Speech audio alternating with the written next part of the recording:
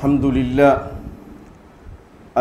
لله الخالق بلا شريك يخلق ما يشاء ويختار خلق الإنسان وكرم بني آدم من بين الخلق واختار من بين الخلق أفضلهم فكانوا أنبياء ومن بين الأنبياء أفضلهم فكانوا الرسل عليهم السلام ومن بينهم أولو العزم من الرسل ومن بين أولي العزم من الرسل سيد البشر وسيد الخلق محمد بن عبد الله عليه أفضل الصلاة وأتم التسليم وعلى آله وصحابته الطاهرين غر الميامين ومن سلك طريقهم وسن بسنتهم إلى يوم لا ينفع مال ولا بنون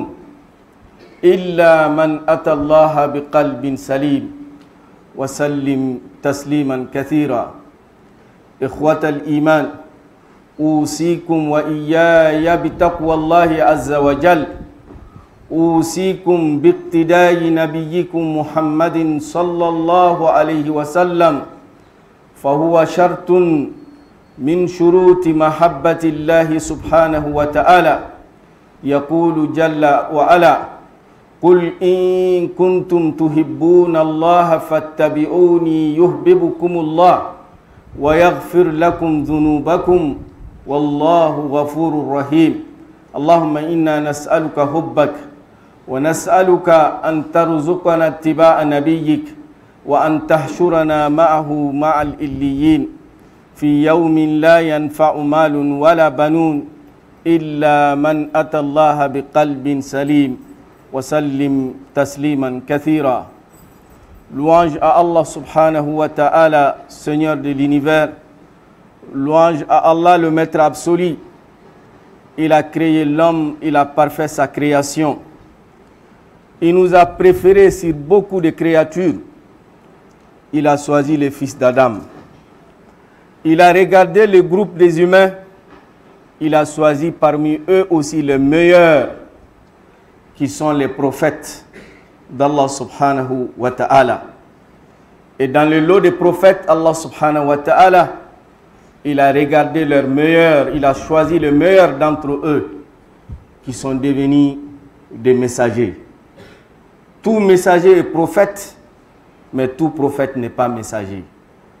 Allah subhanahu wa ta'ala, il a choisi dans ce lot de prophètes, certains disent 24 000, Allahu a'lam, il a choisi 13 qui sont des messagers. Dans le lot de ces messagers, Allah subhanahu wa ta'ala, il a choisi le meilleur d'entre eux. Il a choisi 25 parmi eux dont leurs noms sont annoncés dans le Coran. Dans ce lot de 25, Allah subhanahu wa ta'ala, il a choisi 5 aussi d'entre eux qui sont devenus les ulul azm min ar-rusul, le prophète Nuh alayhi salam, le prophète Ibrahim alayhi salam, le prophète Moussa alayhi salam, et le prophète Isa alayhi salam, et le prophète Muhammad sallallahu alayhi wa sallam. Et dans ce lot de 5 grands prophètes, Allah subhanahu wa ta'ala, il a choisi le meilleur d'entre eux, qui est le prophète Muhammad sallallahu alayhi wa sallam, dont il a confié le dernier message d'Allah subhanahu wa ta'ala et la volonté d'Allah subhanahu wa ta'ala. Et sa voix, c'est ça qui nous permet d'accéder à l'agrément d'Allah subhanahu wa ta'ala et qui nous permet d'accéder au paradis d'Allah subhanahu wa ta'ala. Allah nous dit dans les 5 Corans, Qul in kuntum tuhibbun Allah. Il dit, si réellement vous aimez Allah subhanahu wa ta'ala, vous voulez voir l'amour de Dieu, la voie qu'Allah nous a tracée pour pouvoir accéder à l'amour d'Allah subhanahu wa ta'ala, il dit, fattabi'uni yuhibbukumullah. Il dit, suivez le prophète Muhammad sallallahu alayhi wa sallam, alors vous aurez l'amour d'Allah subhanahu wa ta'ala. Que Dieu nous aide à suivre la voie tracée par le prophète Muhammad sallallahu alayhi wa sallam pour que nous soyons parmi les aimés ou d'Allah subhanahu wa ta'ala, les élites d'Allah subhanahu wa ta'ala, qu'Allah nous accorde cela. Chers frères et sœurs, Allah subhanahu wa ta'ala, il a choisi le prophète sallallahu alayhi wa sallam et il a fait de lui le modèle et l'exemple que nous devons suivre. Allah nous dit, vous avez dans le messager de Dieu le modèle, l'exemple à suivre. La révélation, le Coran et les hadiths, le Coran peut être considéré comme la volonté de Dieu qui nous est transmise de façon théorique. Mais Allah subhanahu wa ta'ala, que cette volonté, que cette recommandation soit vécue de façon pratique, c'est à travers la vie du prophète Muhammad sallallahu alayhi wa sallam. Dieu, il a réuni au prophète sallallahu alayhi wa sallam ce qu'on peut dire les qualités. C'est une synthèse de tout ce qui se trouve aux autres prophètes comme qualité qui ont été réunis au prophète Muhammad sallallahu alayhi wa sallam. Et c'est pour cela Allah lui dit, suivez la voie des autres messagers.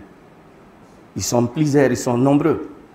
Mais Allah subhanahu wa ta'ala, il a réuni dans la personnalité du prophète Muhammad sallallahu alayhi wa sallam les qualités, tout ce qui peut être considéré comme des aspects positifs de tous ces prophètes qui ont été réunis au prophète Muhammad sallallahu alayhi wa sallam. Et c'est pour cela, les gens étaient étonnés de voir qu'ils partent au marché. Bien sûr, il a mené des activités commerciales. Il a contracté des dettes. Il a eu à échanger avec les gens. Il a vendu. Il est né comme tous les autres. Né orphelin du père, il n'a pas vu son père. Il est devenu orphelin du mère à l'âge de 4 ans. Il a été confié à son grand-père à l'âge de 8 ans. Ce dernier aussi est décédé. Donc, il est orphelin du père de naissance. Il est devenu orphelin du mère. Il s'est marié. Il a eu des enfants. Il a eu 7 enfants. Il a enterré 6 avant sa mort. Il s'est marié. Il a eu des femmes. Des femmes, certaines d'entre elles sont décédées. Et lui-même, il les a enterrées. Il a eu des petits-fils. Il est tombé malade. Il a eu des moments de joie. Il y a des jours où il ne trouve pas à manger. Les prophètes, on a rencontré, il y a des jours où on ne prépare pas chez lui. Les gens ont décrété de l'embargo contre lui. Il a été poignardé par les gens jusqu'à ce que ses dents sont cassées. Il a mené des guerres. Il a mené la paix avec les gens. Il a signé des accords avec les gens. Il y a des moments de joie. Il y a des moments de colère. Donc, c'est lui, Allah subhanahu wa ta'ala, qu'il a choisi pour nous comme modèle. Son message, c'est le message éternel. Certains prophètes, comme le prophète Isa alayhi salam, malgré qu'il fait partie des 5 grands prophètes, il n'a pas fondé une famille. Il ne s'est pas marié, il n'a pas eu d'enfant. Et comment quelqu'un qui ne s'est pas marié, Tcheganam se ka fait un faux fruko là. Moi, je suis un fruko. Allez, mais faire mon faux fruko là, c'est des théories. C'est des théories ou c'est des imaginations. Et quelqu'un qui n'a pas eu d'enfant et qui n'a pas fondé une famille, avec fin faux douko là, ben théorie. Mais le prophète sallallahu alayhi wa sallam, étant donné que c'est son message, c'est le message éternel, Allah a fait qu'il s'est marié. Il a eu des enfants, il a eu des petits-fils. Il y a des moments de difficulté, il y a des moments de facilité. Et les gens étaient étonnés. Mali haza rasoul, yamshi fil aswaq. Qu'est-ce qu'il y a ce prophète? Il marche comme les gens au marché. Allah dit, c'est des êtres humains qui sont sur la terre. C'est pour cela que je vous ai envoyé un être humain semblable à vous. لو كان في الأرض ملائكة يمشون مطمئنين لأرسلنا إليهم ملكا رسولا. Si c'était des anges qui marchaient sur la terre librement, en toute sécurité comme vous, j'allais choisir un prophète ange. Mais vous êtes des êtres humains, j'ai choisi aussi un être humain comme vous. Un être humain qui a des qualités liées à sa prophétie, des qualités aussi liées à sa nature. Le prophète, il détestait certains plats ou certaines viandes. Mais il disait aux compagnons, consommez, même naturellement, je n'aime pas ça. Et comme on dit cana, je ne sais pas comment on appelle ça en français. Hein? Non. Voilà. Le prophète sallallahu alayhi wa sallam, quand on l'amène ça, il dit non, naturellement, je n'aime pas. Mais il recommande aux compagnons de manger. c'est sa nature. Ça, c'est lié à sa nature humaine. Dire que, bon voilà, comme le prophète n'a pas mangé cela, cela devient une interdiction. Non. C'est lié à sa nature. Naturellement, lui-même, il n'aime pas. Naturellement. Mais il a laissé les compagnons manger. On dit le prophète mangeait avec ses 3 doigts. Est-ce que c'est une obligation pour toi? Il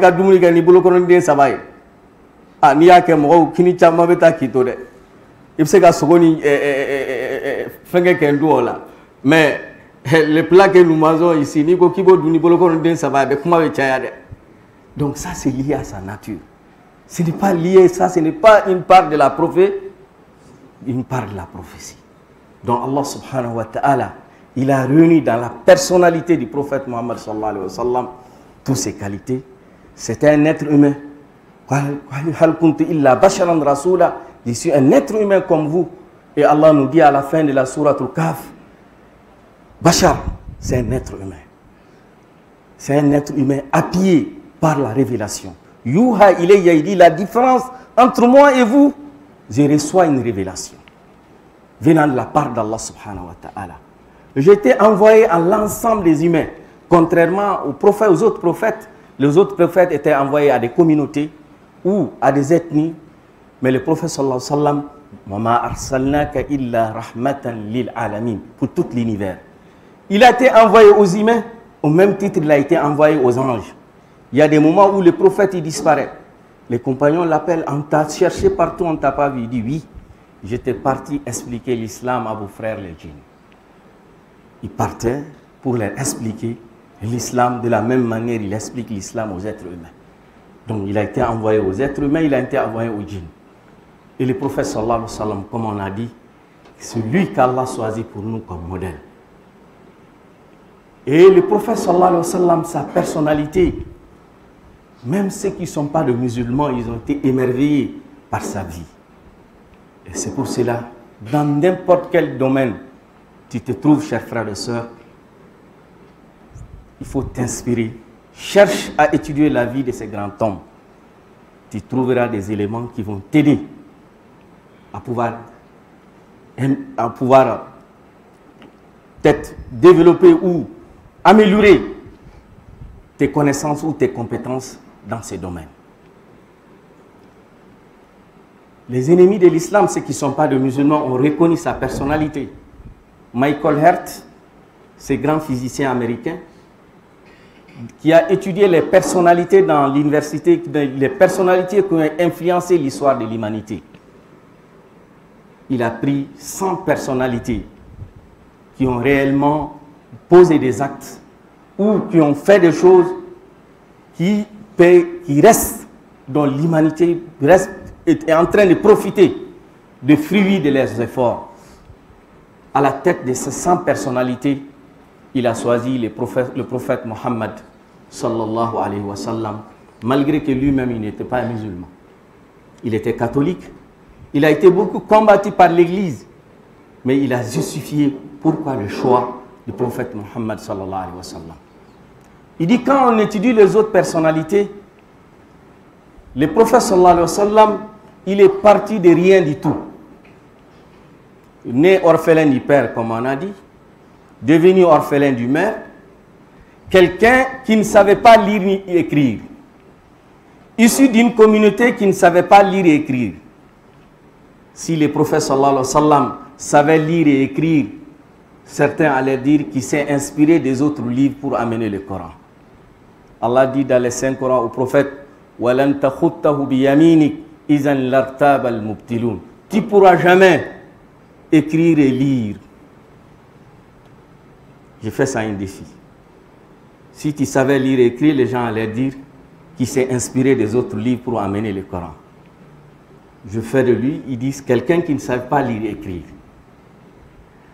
Quelqu'un qui ne sait pas lire et écrire, s'il a effectué des voyages, il peut voir des choses, il peut comprendre des choses, il peut être en contact avec des gens.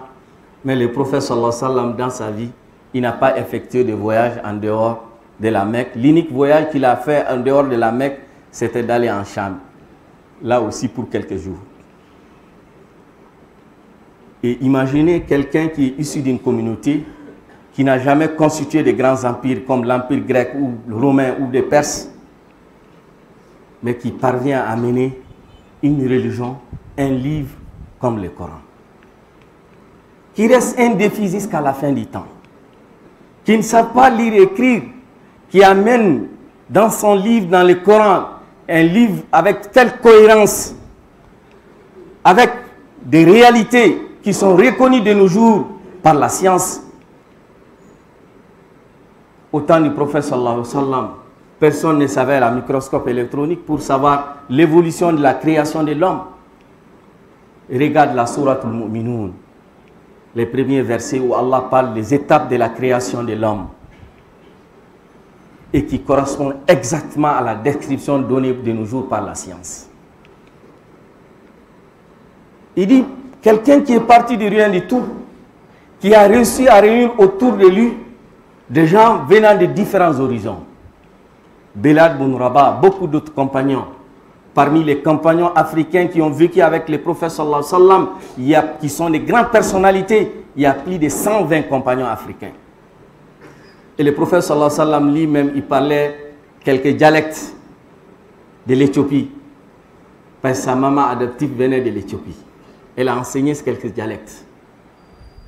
Il a réuni autour de lui des Africains, Bilal ibn Rabah, Salman al-Farisi, les Perses, Shuhaib al-Rumi, les Romains, beaucoup d'autres ethnies.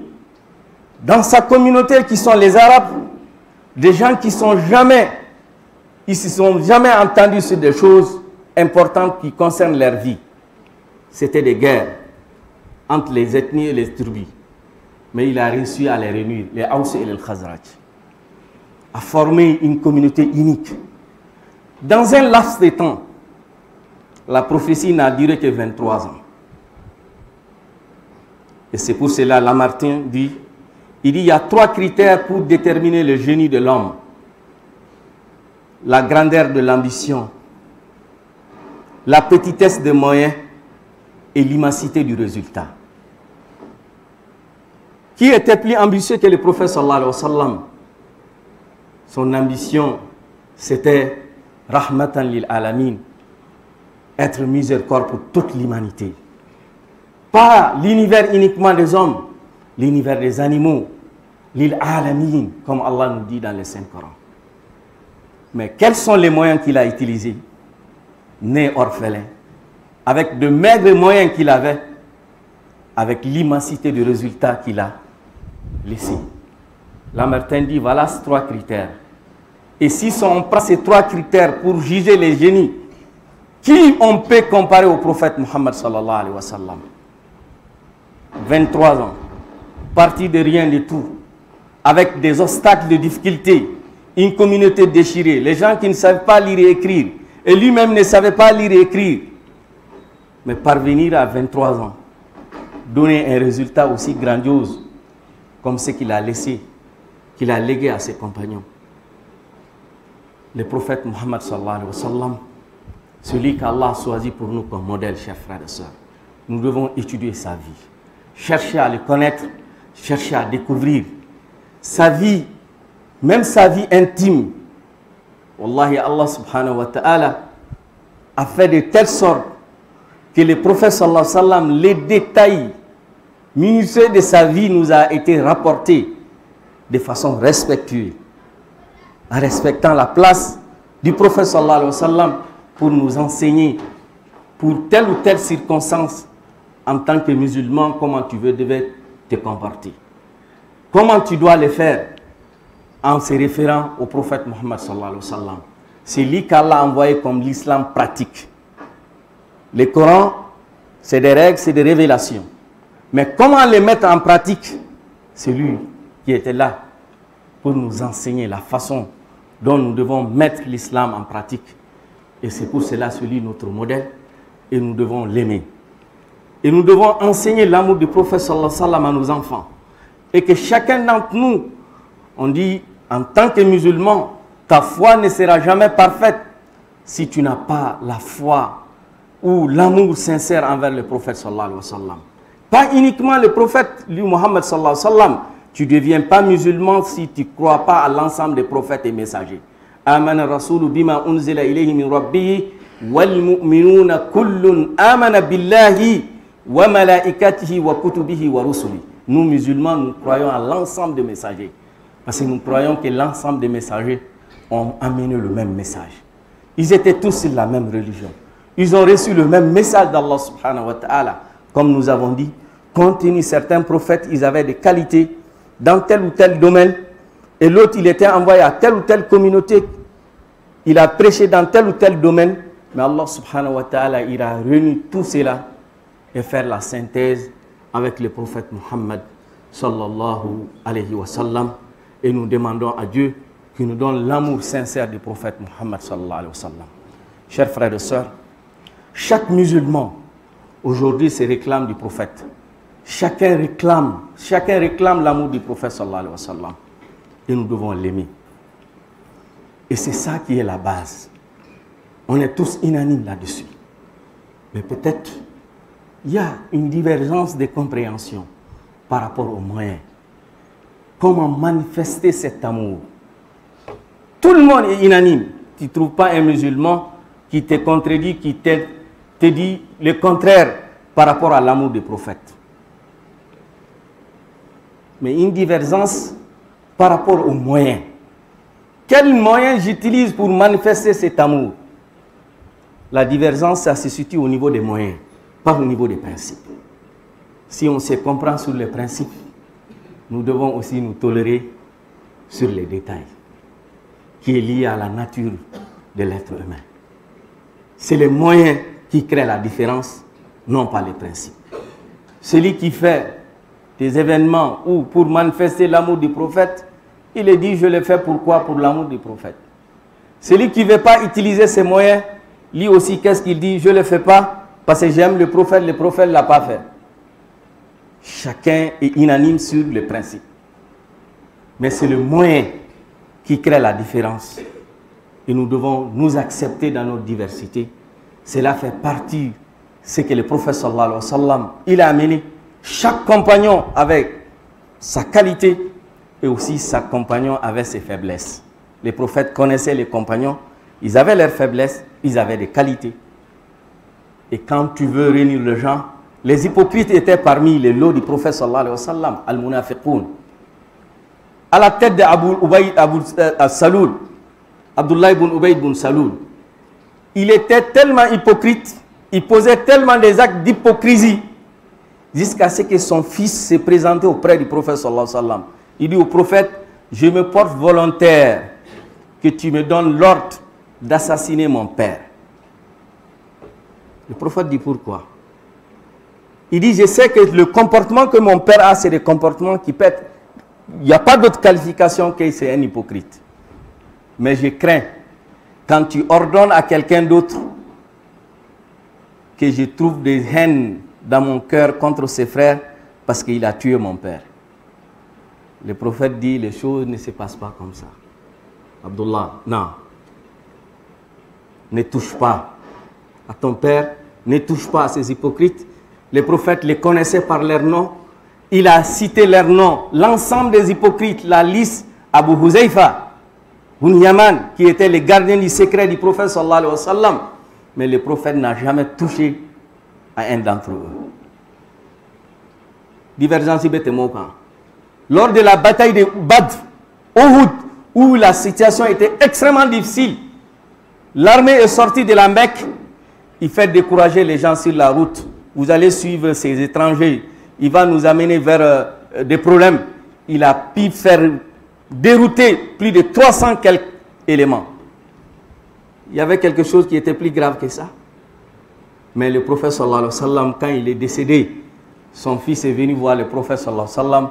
Il dit au prophète, je souhaite que mon père soit enterré dans ce que tu as comme couverture. Le prophète dit, il n'y a pas de problème. Il est parti prendre, il est venu lui remettre pour enterrer son père, qui est le chef des hypocrites. Et Allah dit au prophète, même si tu demandes mon pardon 70 fois, ce monsieur, je ne vais pas lui pardonner. Mais voilà comment le prophète sallallahu alayhi wa sallam l'a traité.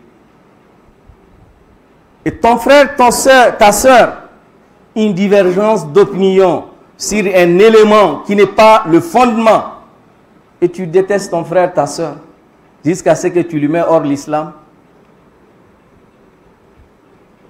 et tu dis c'est l'amour du prophète sallallahu alayhi wa sallam. Chers frères et sœurs, nous devons chercher à découvrir la vie du prophète sallallahu alayhi wa sallam. Nous devons chercher à connaître le prophète Muhammad sallallahu alayhi wa sallam.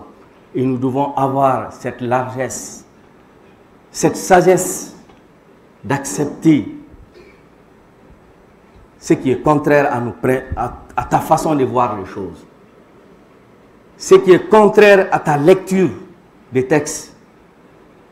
Cela ne veut pas dire qu'il y a des principes dont il ne faut pas patiner. Mais sur les moyens, nous devons nous pardonner sur les moyens. Et les gens sont en train de se battre sur les branches. Ni ni iribulula, ni ni iribulula, ni on de ni do ere na yiri ira betge kaba. Ayiriko mabawa. Et tout débat, chers frères et sœurs, qui n'aboutit pas à des conclusions, une conclusion pratique, ne perds pas ton temps dans ça. Débat ou débat, ni conclusion tala, conclusion qui est pratique. Wallahi, il y a temps perdu à la bêtise, il y a wakati fanala. Conclusion te débat mounade, ni débat conclusion tala. Donc ne perds pas ton temps. Ne perds pas ton temps. Tu peux te cultiver, tu peux renforcer ta connaissance, arriver à certains niveaux des érudits jusqu'à des niveaux très élevés. Où ma seule question mon trancher, ce n'est pas toi ou Y ou moi qui peux te les trancher. Cramponnons-nous sur l'essentiel, qu'on se pardonne sur des branches et demandons à Allah subhanahu wa ta'ala que notre amour envers les prophètes soit sincère. Que ça soit sincère, un amour sincère. Si réellement ton amour est sincère envers le prophète sallallahu alayhi wa sallam, la façon dont le prophète il a traité les autres, avec qui ils avaient des divergences d'opinion, toi aussi tu dois avoir cette largeur et traiter tes frères et sœurs malgré vos divergences.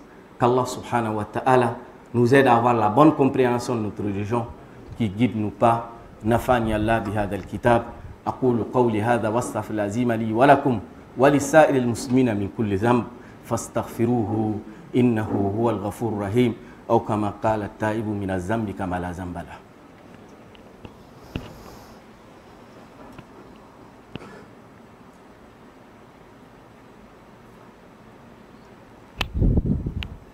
الحمد لله والصلاة والسلام على رسول الله. Louange à Allah et paix et bénédiction sur le prophète Muhammad sallallahu alayhi wa sallam.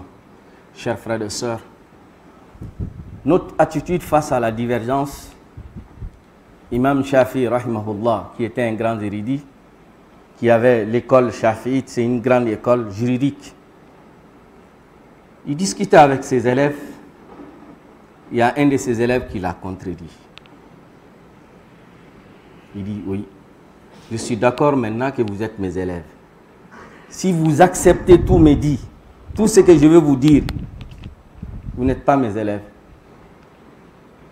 J'accepte la diversité, la contradiction. Un jour, il était avec un de ses élèves sur une question d'ordre juridique. Et leurs idées s'est opposées. L'élève s'est énervé. Il a senti que l'élève s'est énervé, il a quitté le majlis. Il était très énervé. Pourquoi l'imam il a donné tel point de vue alors que moi je pensais telle chose. Il est parti chez lui. Imam Shafi, quand il a senti cela, la nuit il a quitté chez lui. Il est parti chez l'élève. Il a tapé sa porte. L'élève il a ouvert la porte qui s'appelle Younous. C'est Younous qui l'a rapporté les faits. Il dit, j'étais surpris de voir l'imam à ma porte. L'imam dit, Younous, nos idées ont convergé sur combien de points? Il dit, sur beaucoup de points. Nos idées ont convergé. Mais nos idées ont divergé sur quelques points. Ce qui nous a réunis, ce qui nous réunit, est plus grand de ce qui nous diverge. Et si ce qui nous diverge est minime, tu vas détruire tout ce qui nous a construit. Il dit, Younous, le pont que tu as construit pour traverser, après les traverser, ne détruis pas ce pont. Il est pont munjo, batke, kano pont carré. Il dit, donne la yema obsega joala. Laisse ce pont. Il dit, tu peux détester quelqu'un, son point de vue, mais ne déteste pas sa personnalité. Tu peux détester une idée, ne déteste pas la personne. Tu peux détester le péché. Non, il faut avoir pitié au pécheur. Ne lui déteste pas. Il dit, une malade, quelqu'un qui est malade, on cherche à quoi? À les soigner. Peut-être le virus qu'il a ou peut-être ce qu'il a comme microbe, ou c'est ça qu'on cherche à éliminer. Mais quand tu élimines sa personne, à quoi ben mabam, donc on met bana de kele. Mais on cherche banabrato kato, nyene mayala. Mais il y a banabrato et refra ben mabam. Donc chers frères et sœurs, acceptons-nous dans nos divergences. Acceptons-nous dans cette diversité qui fait la force de cette religion. Et cela n'empêche pas que chacun approfondisse sa connaissance, que chacun approfondisse ses arguments. Mais comme je dis, chers frères et sœurs, évitez des débats inutiles, des débats qui n'auront pas de résultats, qui n'ont pas de conclusion. Qu'Allah subhanahu wa ta'ala guide nos pas, qui nous donne la bonne compréhension de notre religion, qui fasse de nous parmi, chacun parle de l'amour du prophète, qu'Allah nous donne l'amour sincère du prophète sallallahu alayhi wa sallam. Qu'Allah nous donne l'amour sincère du prophète sallallahu alayhi wa sallam. Qu'Allah fasse que le jour de jugement dernier, nous soyons dans le lot de gens qui vont se regrouper autour du prophète sallallahu alayhi wa sallam et boire l'eau de Kawthar avec la main bénie du prophète Muhammad sallallahu alayhi wa sallam. Qu'on ne soit pas dans le lot de gens qui vont venir où le prophète va chercher à les accueillir et les gens diront non, ceux-là ne font pas partie car ceux-là ont dévié de ton chemin. Le prophète dit sallallahu alayhi wa sallam, Allah m'a envoyé, mon objectif c'est comme le feu est allumé, je suis là pour empêcher les insectes, nitasmoua maintenant des insectes de tomber dedans. C'est ça mon rôle, qui ne tombent pas dedans. Et je t'ai envoyé pour ça. Donc toi aussi, chers frères et sœurs, ton rôle c'est d'amener les gens à s'éloigner de l'enfer, non pas à les mettre dans l'enfer. Non pas à les mettre dans l'enfer. Personne n'a été désigné par Allah comme juge pour dire ninka ni mania kai ninka ni mania mai. Ninta ya ala koy ninta ta ala koy. Allah m'a aussi que juge. Mais qu'est-ce qu'il nous dit? Yaouma tubla sarair. Les jours où les secrets seront dévoilés. Allah be bedone. Ni ye slogan ke mounye. No ti kono. Allah le badon. Il va te juger aussi en fonction de ça. Tu peux tromper les gens. Mais tu ne peux pas tromper Allah subhanahu wa ta'ala. Donc, que chacun d'entre nous fasse l'effort en ce que qu'il y a dans ton cœur soit conforme à ce que tu es en train de dire ou faire connaître ou faire comprendre aux gens et fais tout, sache que Allah subhanahu wa ta'ala il regarde ton cœur et ce que tu poses comme acte, qu'Allah nous regarde avec son regard de miséricorde, qu'il assiste notre pays, qu'il nous donne la paix et la stabilité. Nous sommes dans cette phase critique dans notre pays qui est la phase des débats constitutionnels, qu'Allah subhanahu wa ta'ala nous éclaire la voie, qui nous inspire la meilleure des solutions, qui nous inspire la meilleure des voies, que ce soit un débat d'idées, non pas de débat de cœur, mais que ce soit des idées, que tout le monde soit inspiré, ceux qui sont en train, qui ont peut-être la possibilité de modifier ou de faire, et ceux qui sont des citoyens, qu'Allah subhanahu wa ta'ala nous inspire tous, nous guide tous vers la meilleure des solutions, que ce soit une porte de sortie pour notre pays, qu'Allah donne la paix et la stabilité à notre pays. Ce qui veut du bien pour nous, pour l'islam, pour notre pays, que Dieu les assiste. ce qui veut du mal pour nous, pour l'islam, pour notre pays, que Dieu les donne d'autres préoccupations, qu'Allah nous donne la paix et la stabilité. Nos frères et sœurs qui nous ont dévancés dans la vie de l'au-delà, qu'Allah les accepte dans sa miséricorde, qu'Allah les accepte dans sa miséricorde. Tous les jours, on attend tel truc à sauter sur des mines, des milliers de gens. Hier, je ne sais pas si la route de Banyangara, un car qui a sauté sur des mines, beaucoup on peut dire des centaines ou peut-être des dizaines de gens qui sont décédés, qui sont morts.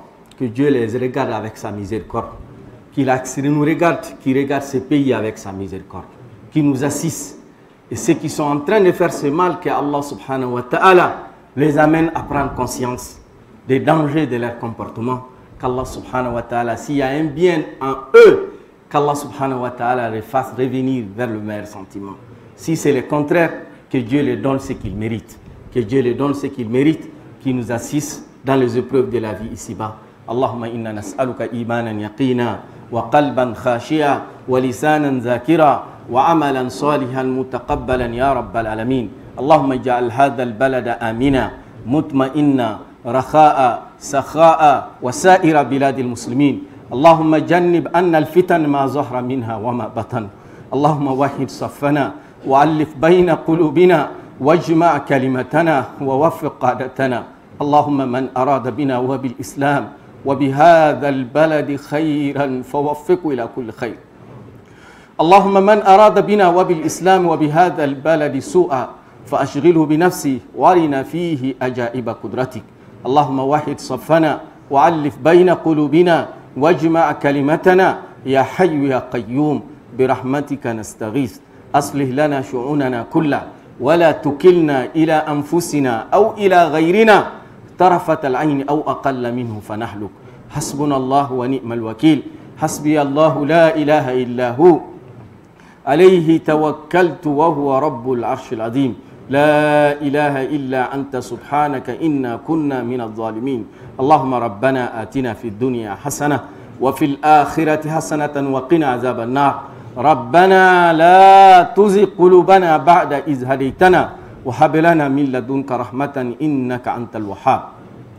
اللهم ربنا هب لنا من أزواجنا وذرياتنا قرة أعين واجعلنا للمتقين إماما واجعلنا للمتقين إماما واجعلنا للمتقين إماما.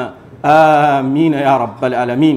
اللهم آمين اللهم آمين. اللهم صل على سيدنا محمد في الأولين. اللهم صل على سيدنا محمد في الآخرين.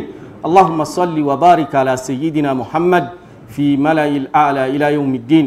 سبحان ربك رب العزة عما يصفون وسلام على المرسلين والحمد لله رب العالمين. قوموا إلى الصلاة يرحمني ويرحمكم.